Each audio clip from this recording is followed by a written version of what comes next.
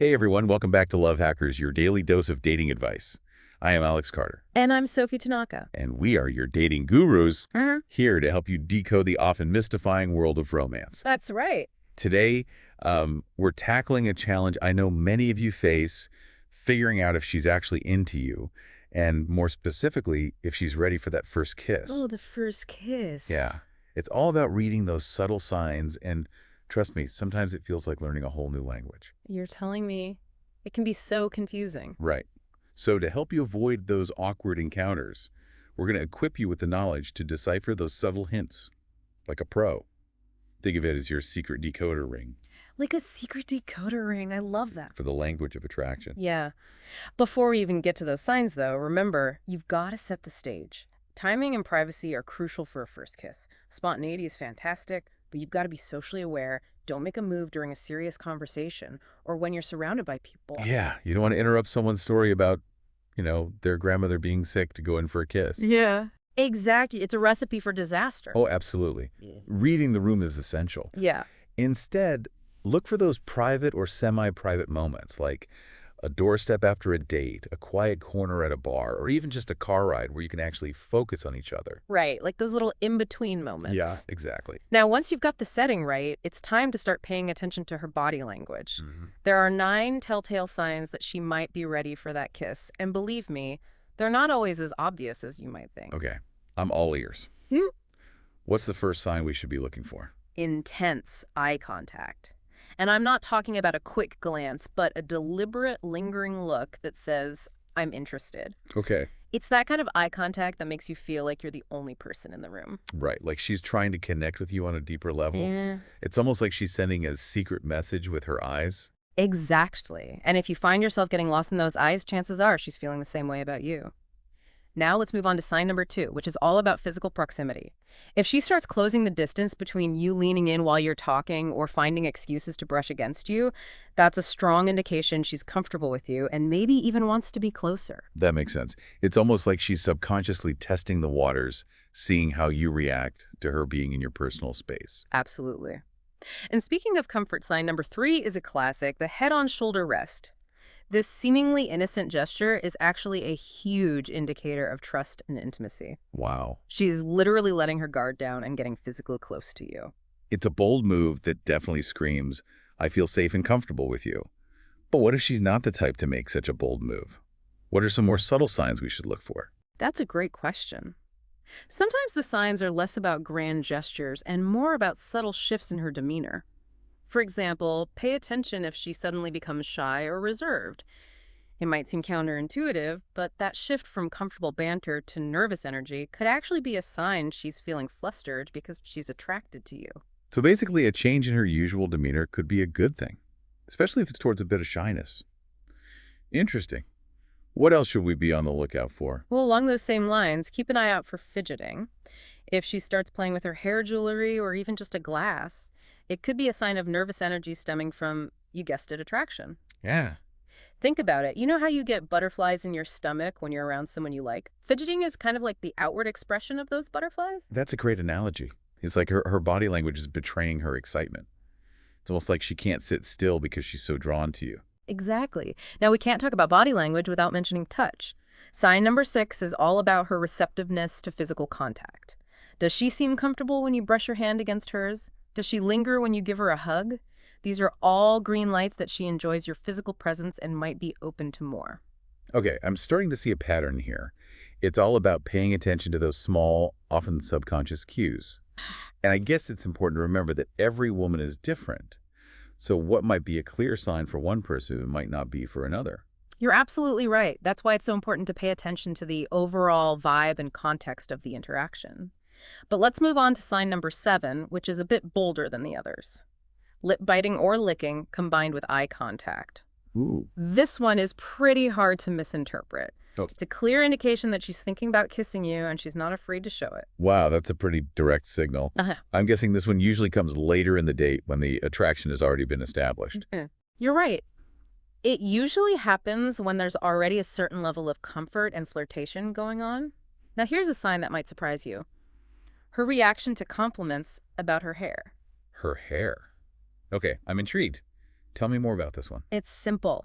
Casually compliment her hair and maybe even reach out to touch it gently. If she responds positively, smiling and leaning into the touch, it's a good indicator that she's comfortable physical contact from you and enjoys your attention. So it's like a subtle way to test the waters and see how she responds to your touch. That's That's brilliant. exactly. And finally, we have the last sign, which I like to call the hand test. While you're talking casually, place her hand on top of yours and then let go. If she leaves it there for more than 10 seconds, it's a strong indication of willingness to be kissed. Interesting. So like a little test, A little test. like a low-pressure way to initiate physical contact and see if she's reciprocating that feeling of connection. Precisely. Now remember, these signs are just guidelines. Every woman is different, and there's no foolproof formula for knowing exactly when she's ready to be kissed. Right. It's all about reading the individual and the specific situation. But these signs definitely give us a much better understanding of what to look for. Absolutely. But before you go rushing in for that kiss, there are a few more things you need to know about navigating physical intimacy in a way that makes her feel comfortable and respected. We'll dive into that in the next part of our deep dive. Sounds good. Can't wait to hear more. So we've talked about the importance of setting the stage and reading those subtle signs. But let's get real for a second. It's not just about spotting those cues. It's about understanding the bigger picture of attraction and intimacy. You're hitting the nail on the head. Think of it like this. You're building a connection brick by brick. Okay. Those signs we discussed, those are your building blocks. Each one adds to the foundation of trust and attraction. I love that analogy. So those green light touches we talked about earlier, holding hands, playful touches, hugs, those are all part of building that foundation. Exactly. And each positive response, each moment of connection adds another layer of comfort and intimacy. It's like a dance. You're moving together, responding to each other's cues, and gradually escalating the intensity. So it's not just about going from 0 to 100 with a kiss. It's about creating a gradual, comfortable flow to the interaction. Precisely. It's about respecting her boundaries and making sure she feels safe and comfortable every step of the way. Now, there are some common pitfalls guys fall into when it comes to that first kiss. We need to talk about those so you can avoid them. Okay, let's hear it. What are the biggest mistakes guys make? One of the most cringe-worthy moves is what I call the big lunge. Okay. Picture this. You're leaning in from what feels like a mile away, Oh. making this awkward, sudden grab for a kiss. It's a recipe for disaster. Oh, I've seen that happen. Hmm. It's like watching a slow-motion train wreck. Yeah. You just want to yell, "Abort mission!" Right. Instead of lunging across the table or the couch, focus on getting closer naturally throughout the date. Remember those green light touches. Use them to build intimacy, create closeness, and let the moment unfold organically. Okay, so no lunging. Got it. What else should we avoid? Another mistake that can kill the mood is asking for permission to kiss her. Uh-huh. You know that classic "can I kiss you" line? Oh, man. I can feel the awkwardness just thinking about it. It's like you're taking all the romance and spontaneity out of the moment. Exactly. Yeah. While some might see it as respectful, it often comes across as insecure confidence. And the ability to read her signs are far more attractive than seeking permission. Hmm. Remember, if you've been paying attention to those 9 signs, you should already have a good sense of whether she's ready for that kiss. Right. You're basically showing her that you trust your instincts and you're comfortable taking the lead. Exactly. Now, here's another thing to keep in mind. Even if you've spotted all the signs and you're feeling confident, there's always a chance she might not be ready for that kiss. And that's okay. So what should you do if you go in for the kiss and she pulls away or gives you a signal that she's not comfortable? The most important thing is to respect her boundaries and not take it personally. Don't get flustered or try to pressure her. Simply acknowledge the situation, back off gracefully, and continue the conversation. You can say something like, "Sorry, I misread the situation. I'm really enjoying spending time with you, though." That's a great tip. It shows her that you're respectful and understanding, and it keeps the mood light and positive. Rejection happens to the best of us, and it's how you handle it that really matters. Absolutely. Remember, dating should be fun. It's about connection exploration and enjoying each other's company. Don't overthink it. Relax, be yourself, and most importantly, pay attention to those subtle cues. That's great advice. So we've covered the signs, the pitfalls to avoid, and even how to handle rejection gracefully. I feel like our listeners are well equipped to navigate that first kiss with confidence. Me too. But before we wrap up this deep dive, I want to touch on another aspect of physical intimacy that's often overlooked building up to that first kiss. That's a great point. It's not just about the kiss itself. It's about the journey of getting there. Exactly. It's about creating a gradual escalation of intimacy, starting with those small, non-invasive touches we talked about earlier, holding hands, a light touch on the arm, brushing against each other playfully, These are all ways to build physical comfort and connection without being too forward. So it's like a staircase, not an elevator. Mhm. You're taking it one step at a time, making sure she's comfortable at each level before moving to the next. Perfect analogy. And each of those steps provides valuable information. How does she respond to your touch? Does she lean in or pull away? Does she reciprocate your gestures? It's like a constant feedback loop, helping you gauge her comfort level and adjust your approach accordingly. Exactly. And the beauty of this approach is that it not only builds intimacy, but it also creates anticipation. Hmm. It's like slowly turning up the heat building towards that moment when a kiss feels inevitable and incredibly exciting. It's about creating a sense of longing and desire, making that first kiss even more special when it finally happens. You got it. It's about savoring the journey, not just rushing to the destination. And speaking of the destination, there's one more pitfall. I want to address the dreaded asking for a second date during the first date dilemma. Ah, yes. The timing of that question can be tricky. You don't want to come on too strong, but you also don't want to miss the opportunity if the connection is there. Exactly. And while there's no one-size-fits-all answer, I think the best approach is to read the room and trust your gut. If the date is going well, you're feeling a strong connection, you're getting those positive signs we discussed, then go for it. But what's the best way to bring it up without sounding awkward or presumptuous? Keep it casual and genuine. You could say something like, hey, I'm really enjoying this conversation. Would you be open to grabbing coffee again sometime? Or, I'm having such a great time with you. Would you be interested in continuing this conversation over dinner next week? Exactly. The key is to be sincere, respectful, and let her know you're genuinely interested in seeing her again. Great advice. Yeah. And remember, even if she says no, don't take it personally. Yeah. Maybe she's not looking for anything serious, or maybe she just needs more time to get to know you. You got it. Rejection is just a part of the dating game. Don't let it discourage you. Just learn from the experience and move on to the next opportunity. So we've talked about the signs, the pitfalls, building intimacy, and even handling rejection. I feel like we've covered all the bases for navigating that first kiss and beyond. Me too. But before we wrap up, I want to remind everyone that these are just guidelines, not hard and fast rules. Every woman is different, and every dating experience is unique. The most important thing is to be yourself, be respectful, and enjoy the journey. That's a great reminder. Yeah. So as we move towards the end of this deep dive, what are your final thoughts for our listeners? My final thought is this. Don't be afraid to take a chance. If you're feeling a connection with someone, don't let fear or insecurity hold you back. Put yourself out there, be confident, and go for it. You might be surprised at what happens when you step outside your comfort zone. That's great advice, and it perfectly sets the stage for our final part of this deep dive, where we'll be talking about what to do after that first kiss.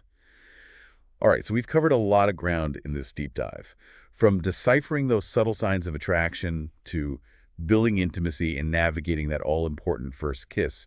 But what happens after that magical moment? Where do you go from there? That's a great question. And believe it or not, the post-kiss phase can be just as nerve-wracking as the lead-up. You're both riding that wave of excitement and anticipation.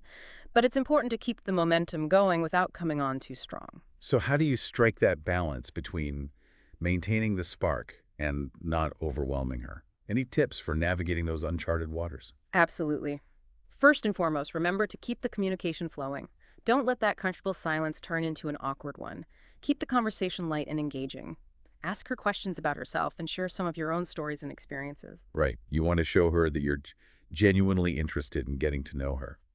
Beyond just that first kiss, it's about building a deeper connection. Exactly. And don't be afraid to compliment her, but keep it sincere and specific. Instead of just saying, you look beautiful, try something like, I love the way your eyes sparkle when you laugh. Ooh, that's good. Those little details make a huge difference. It shows her that you're paying attention Yeah. and you appreciate her for more than just her physical appearance. Exactly. Now, another important aspect of post-kiss etiquette is physical touch. Don't go from 0 to 100 just because you've shared a kiss. Keep those touches light and playful. Maybe a hand on her arm, a gentle brush against her shoulder, or a playful tuck of her hair behind her ear. Those subtle gestures can speak volumes. They show her that you're still interested and you want to stay connected physically without being overly aggressive. Right. It's about respecting her boundaries and letting the physical intimacy develop at a pace that feels comfortable for both of you. So we've talked about communication and physical touch. What about the dreaded "what are we" conversation? When is the right time to define the relationship? Ugh. The million-dollar question. And unfortunately, there's no easy answer. It really depends on the individuals involved and the pace of the relationship. So there's no set timeline. It's more about reading the signs and gauging her comfort level. Exactly. If you're both feeling a strong connection and you're spending a lot of time together, then it might be natural to start talking about where things are going. But how do you bring it up without sounding too intense or scaring her off? Keep it casual and open-ended. You could say something like, hey, I'm really enjoying spending time with you. Where do you see this going? Mhm. Or I'm having so much fun with you. I'd love to know what you're thinking about us. Okay. So just be upfront and honest. Exactly.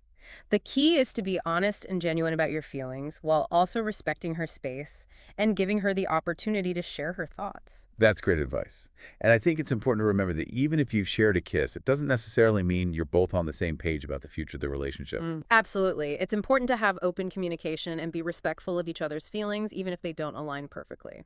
So we've covered communication, physical touch, and the what are we conversation. Any other tips for navigating those post-kiss waters? One final piece of advice I would offer is to keep the romance alive. Just because you've shared a kiss doesn't mean you should stop putting in the effort. Right. Keep those dates coming. Keep those thoughtful gestures going, and keep surprising her in little ways. Exactly. Keep the spark alive by planning special dates, sending her thoughtful texts, and letting her know you're thinking about her. Those little gestures can go a long way in building a strong and lasting connection.